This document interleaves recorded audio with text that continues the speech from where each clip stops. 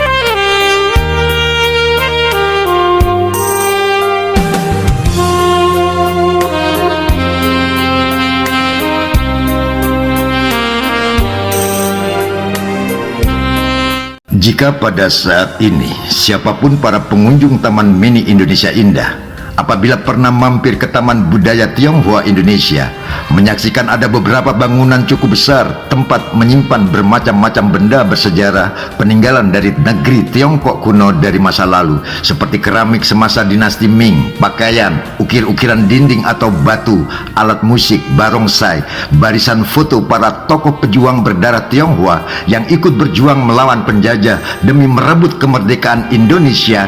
Tak ketinggalan pula terpajang becak mini pun ada di sana. Terlihat pula bangunan pagoda dengan tata artistik ala Tiongkok tampak kokoh, megah, seakan menjulang ke angkasa. Namun, tidak banyak orang yang tahu sejarah dan siapa tokoh pelopor pertama yang mendirikan Museum Cheng-Ho di masa itu, manakala lahan masih kosong, hanya terlihat rimbun ilalang tidak dalam perawatan khusus bagi pengelola Taman Mini Indonesia Indah karena belum berfungsi untuk bisa dinikmati oleh para pengunjung. Lahirlah pemikiran cemerlang seorang pengusaha Kalimantan Timur, kelahiran desa Senyur, sekaligus tokoh kebangsaan yang berkeagamaan. Dialah Haji Muhammad Yostomo. Sebagai bentuk penghormatan tertinggi kepada sang pemimpin besar Laksamana Cheng-Ho, sang pemuda dari negeri Tiongkok melanglang buana, bersinggah 7 kali di negeri Nusantara, membangun persaudaraan, berniaga dan menyebarkan syiar Islam, memakmurkan rahmatan lil alamin, menyamudrakan konsepsi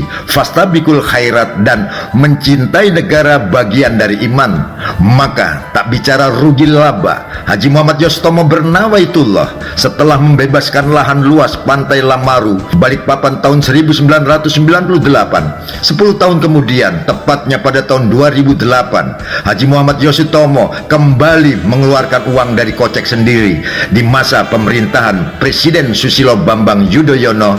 Haji Muhammad Yostomo memberikan kepercayaan kepada saudara Tarjo untuk memimpin, merancang dan membangun Museum Cheng-Ho dari peletakan batu pertama, bentuk bangunan disesuaikan dengan rumah Hongjin di Tiongkok kuno sebagai penghormatan para leluhur. Kekokohan Museum Chenghu harus dalam perhatian khusus. Seluruh atap dicor baru berlapis genteng agar tahan gempa, dengan harapan Museum Chenghu selalu utuh beratus-ratus tahun ke depan. Setelah selesai baru berserah terima kepada pengelola Taman Mini Indonesia Indah. Sebutan pelopor yang disandangkan kepada Haji Muhammad Yoshitomo memiliki arti yang begitu tinggi dan mulia, disebabkan memiliki dasar kesadaran, berinisiatif, berani melakukan terobosan, melahirkan sejarah besar yang tak akan pernah terhapus hingga akhir zaman. Bagi masyarakat Indonesia yang belum pernah ke Singapura, Hong Kong, Korea Selatan, atau langsung ke negeri Tiongkok yang tersohor dengan tembok raksaksanya masuk daftar 7 bangunan keajaiban dunia. Bagi yang keuangannya terbatas, tak perlu plesir jauh-jauh, cukup ke Taman Mini Indonesia Indah. Mampir ke Taman Budaya Tionghoa Indonesia, di sana terasa sekali pikiran dan hati kita masuk ke alam yang suasananya benar-benar seperti berada di negeri panda atau rumpun bambu. Bangunan gedung-gedungnya dirancang seperti aslinya, sengaja didatangkan para arsitek profesional yang sangat paham tata tekstur bernafas Tiongkok kuno, yang di sekelilingnya berhiaskan tatanan tanaman begitu asri, apik dan alami. Terlihat patung burung Garuda yang berdiri tegak saat mana pengunjung melewati. Lapangan atau plaza Taman Budaya terhampar lantai asli batu alam, dijadikan sarana anak-anak bermain bola voli, bulu tangkis yang bersifat rekreasi. Taman Budaya Tionghoa Indonesia berdiri di atas lahan 4,5 hektar yang merupakan sumbangan keluarga besar Haji Muhammad Soeharto di kawasan Taman Mini Indonesia Indah atas nama Presiden Republik Indonesia di masa lalu. Lahan tersebut kemudian dibangun sejumlah museum. Museum Chenghu merupakan bangunan pertama hasil sumbangan dari Haji Muhammad Yoshitomo. Di dalamnya terdapat para pejuang Indonesia berdarah Tionghoa turut serta memerdekakan negara ini merebut dari tangan para penjajah. Patung burung Garuda yang menunjukkan kepribadian bangsa Indonesia merupakan sumbangan dari Gusti Sinuhun Sri Sultan Hamengkubuwono X.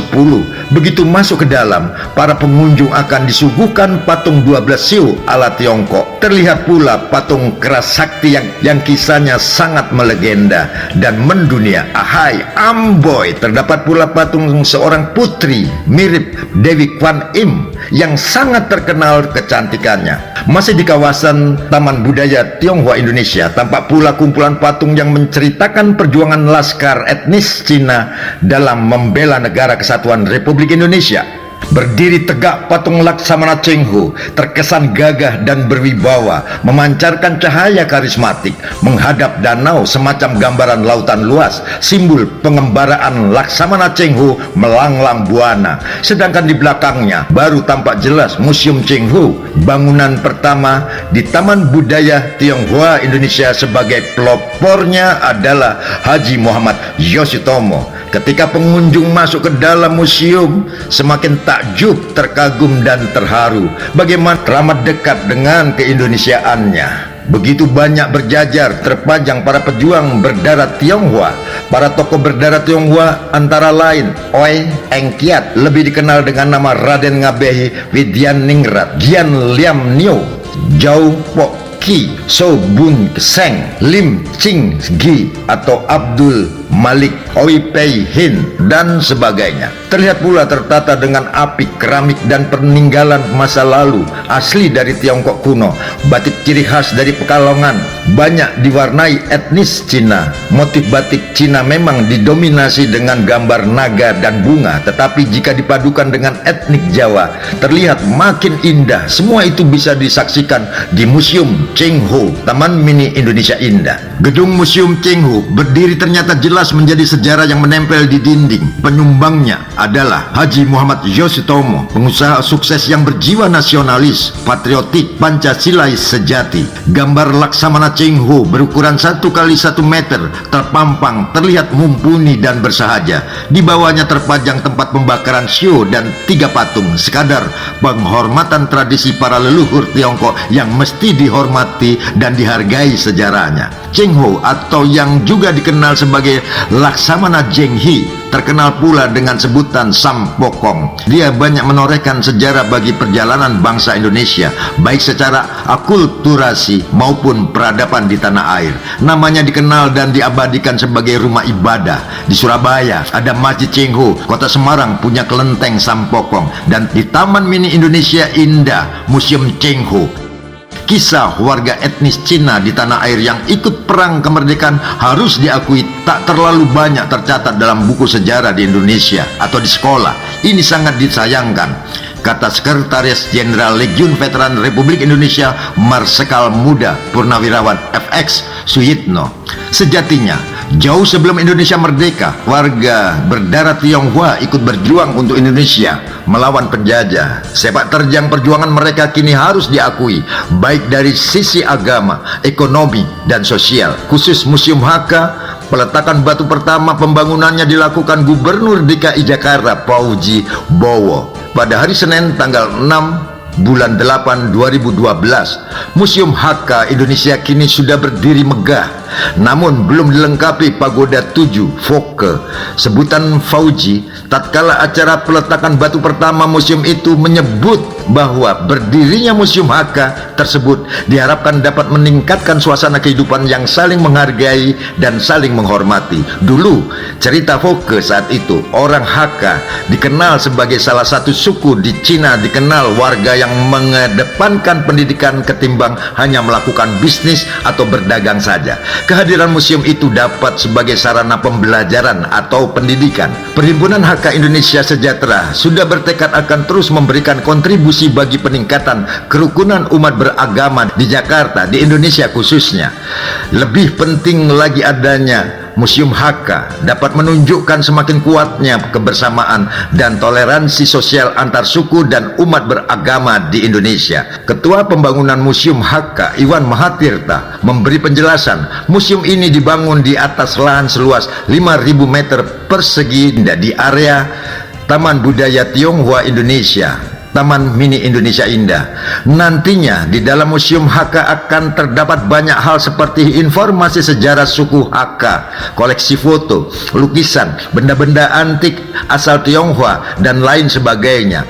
Foto-foto maupun benda koleksi museum ini akan menceritakan perjalanan orang-orang Hakka ke bumi Nusantara, katanya. Pembangunan museum itu diperkirakan menelan dana 30 miliar. Penulis menyaksikan di dalam Museum Hakka sudah terpajang berbagai lukisan etnis Cina dari masa ke masa. Ada yang orang Cina berpakaian kotor ketika menjadi budak membangun rel kereta api hingga mengisap candu. Ada pula foto kapal Cengho dengan sejumlah pasukannya. Memang kehadiran Taman Budaya Tionghoa Indonesia di Taman Mini Indonesia Indah adalah salah satu wahana guna menunjukkan kepada masyarakat luas bahwa etnis Cina termasuk sejarah dan budayanya merupakan bagian integral dalam sejarah dan budaya bangsa Indonesia, milik Indonesia. Bangunan ini dibangun untuk warga Indonesia, jadi milik Indonesia. Pembangunan Taman Budaya Tionghoa ini bertujuan untuk memamerkan artefak, foto-foto,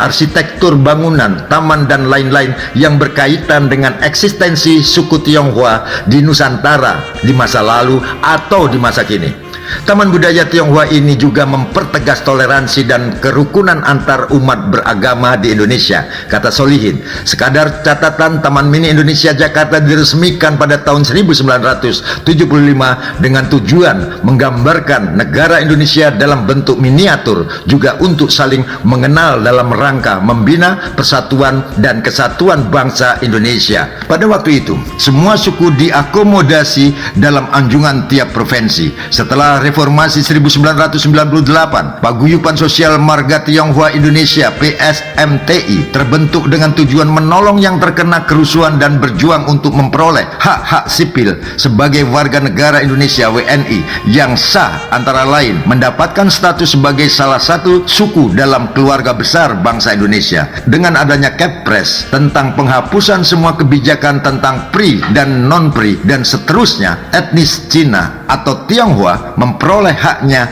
untuk mempunyai sebuah anjungan di Taman Mini Indonesia Indah yang kemudian diberi nama sebagai Taman Budaya Tionghoa Indonesia TBT TMII pada tahun 2004. Awalnya dimulai dengan pembebasan lahan, lalu pada tahun 2006 dilanjutkan pembangunan sarana fisik Taman Budaya Tionghoa. Taman Mini Indonesia merupakan simbol pengakuan eksistensi suku Tionghoa secara budaya dan politik. Keberadaan Taman Budaya Tionghoa Indonesia di Taman Mini Indonesia Indah mempertegas Taman Mini Indonesia sebagai laboratorium seni dan budaya bangsa, di samping secara nyata menunjukkan bahwa adalah bangsa yang multi etnis dan multi ras berikut keanekaragaman seni dan budayanya. Kepala Unit Kerja Taman Budaya Tionghoa Taman Mini Indonesia Indah, Brigjen Purnawirawan Teddy Yusuf, menghimbau etnis Tionghoa untuk memberikan kontribusi untuk memperkuat khasanah Museum Cheng-Ho sehingga publik di tanah air semakin tahu peran dan kedudukan mereka di tanah air. Baiknya jika benda bersejarah milik keluarga dapat dipinjamkan atau menyumbangkan ke manajemen Museum Cheng-Ho sehingga perbendaharaan di museum itu semakin lengkap, kata Teddy Yusuf. Sekarang ini Museum Cheng-Ho sudah dilengkapi lukisan dan perjalanan sejumlah tokoh berdarah Tionghoa memberi kontribusi positif terhadap kelahiran Negara Kesatuan Republik Indonesia. Namun, ia merasa belum puas. Pasalnya, lukisan dan benda-benda bersejarah selain belum lengkap juga belum menggambarkan secara integral dari perjuangan etnis Cina di berbagai tempat di bumi Indonesia. Jadi, museum itu belum tertata apik sebagaimana banyak museum di berbagai negara maju. Untuk itu,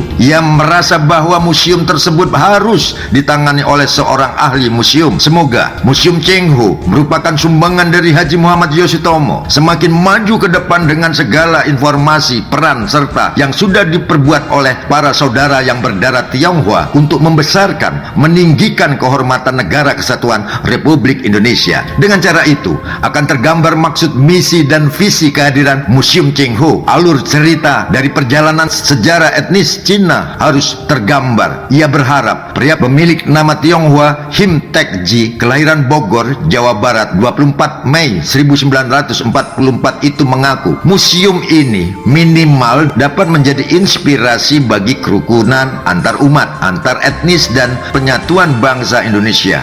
Karena itu ia terus membenahi museum tersebut dan berharap imbauannya dapat diindahkan rekan-rekannya yang kini berada di berbagai tempat. Diharapkan pula dari Museum Cheng-Ho digemari generasi muda untuk bisa memetik pelajaran, menambah wawasan sejarah bahwa cukup banyak tokoh besar yang berdarah Tionghoa terlibat aktif dalam sejarah Indonesia meski mereka belum terekspos oleh publik.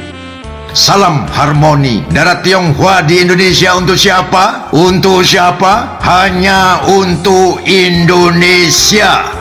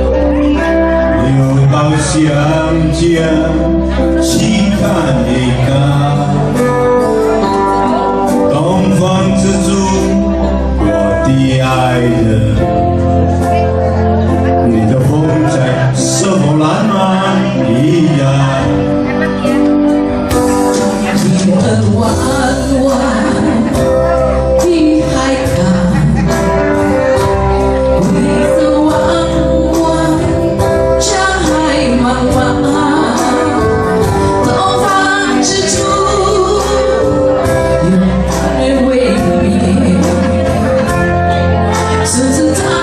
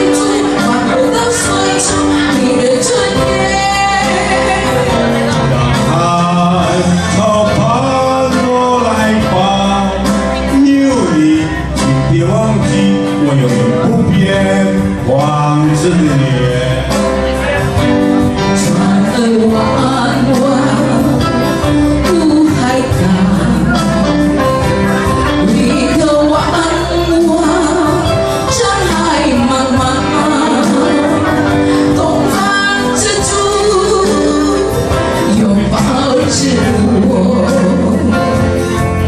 让我温暖你那敞亮的胸膛。